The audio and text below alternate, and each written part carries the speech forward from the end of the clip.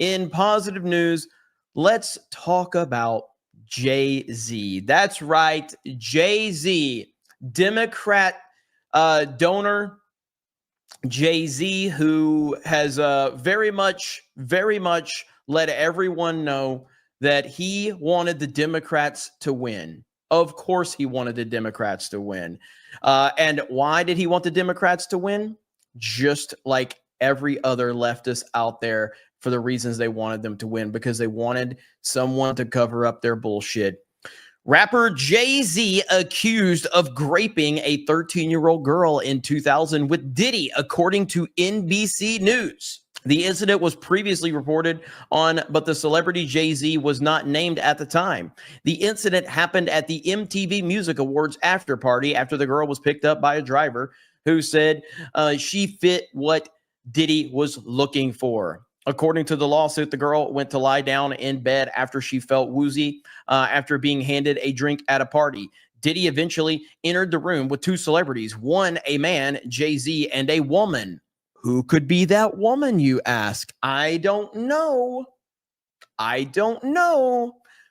But I guess, I think there's probably a few guesses out there, and I guess we'll find out eventually. Jay-Z held the girl down and whatted her while Combs and Celebrity B, a female, watched. After Jay-Z was done, Combs then joined in and did the same thing to the girl while the other two watched. The following video is Diddy slapping Jay-Z in the rear at the end of the 2007 Screamfest Music Festival. Now, I don't know if this is true or not. What I do know is that the Democrats and Hollywood and the leftists out there have all told us to believe women, right? We are supposed to believe any accusation ever made. There is nothing, there's no due process, there's none of that. So we're not allowed to have due process, and we're not allowed to give the benefit of the doubt to the person being accused. This is what the leftists have told us.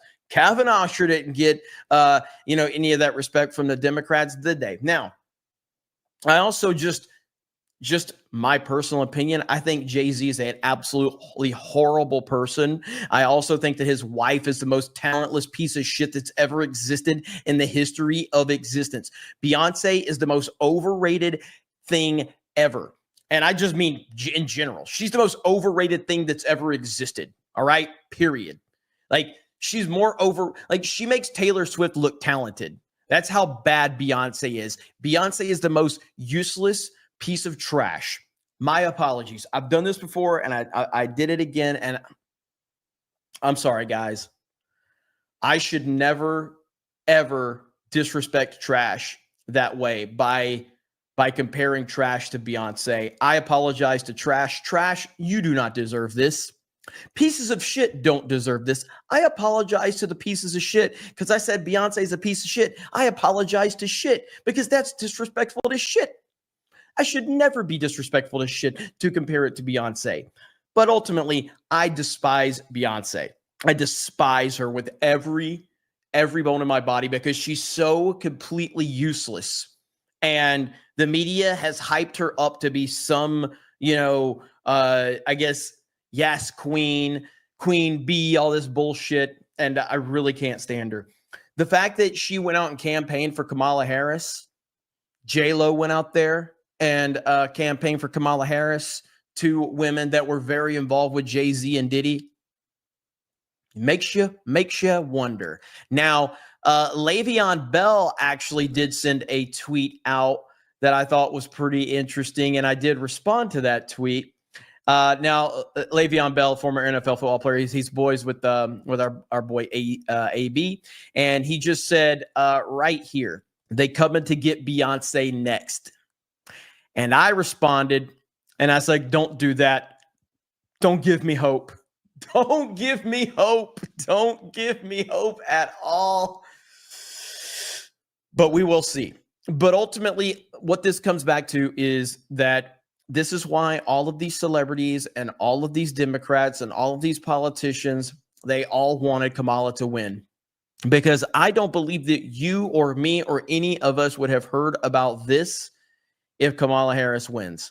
I guarantee you that if Kamala Harris wins, There's no way that Beyonce went on stage without some type of deal saying this stays sealed right here. This is just my speculation and my opinion. I'm just saying this is what I am speculating to have happened, that Beyonce went up on stage and said, hey, I'll do a deal with you. You got to slide me a few $1 million and you've got to guarantee me that my husband's name does never get publicized in this. And guess what? Trump won. Trump won, and now they're all running scared and they're all terrified, and they should be. They absolutely should be. Now, Jay-Z has responded, and I'm not going to read all of this shit, but like Jay-Z's trying to talk a big game right here, and it's just, it sounds cringy as hell. That's my response. My response, if you know, you know. That was my response to Jay-Z. If you know, you know. Because Cat Williams, famously on the Shannon Sharp podcast earlier this year, I think, he basically said it's all happening in 2024. The truth will be told in 2024. And he laid a lot of it out there, man, about Hollywood and about all the stuff going on. And so, we'll see. He says, my lawyer received a blackmail attempt called a demand letter from a lawyer named Tony Busby. We had what he had calculated was the nature of these allegations and the public scrutiny would make me want to settle. No, sir. It had the opposite effect. It made me want to expose you for the fraud you are in a very public fashion. So no, I will not give you one red penny. And he kind of just goes on through about how he feels bad for victims. Like, bro, you feel bad for victims? You were on stage with Hillary Clinton. You were on stage with Hillary Clinton. And you said that you stand with real victims. Hillary Clinton. But you stand with real victims. Get the fuck out of here. Nobody believes this bullshit. Nobody. Holy shit, man. So I have zero sympathy for Jay-Z. I have zero. And if you go back, Tupac's last album, his last album that he actually recorded as an album was Machiavelli. If you go and look it up, Machiavelli, in the song Bomb First, he specifically targeted Jay-Z multiple times. He, in fact, called out Jay-Z for being gay multiple times. And when Suge Knight was interviewed after Tupac was killed, Suge Knight said when Tupac heard about somebody up to some bullshit, he would put that information out there because people needed to know that Jay-Z was gay. That was what Tupac said, and then Suge Knight confirmed that Tupac was putting that out there for a reason. 100%. You can go look up the lyrics. I'm not going to say what Tupac said about Jay-Z in Bomb First.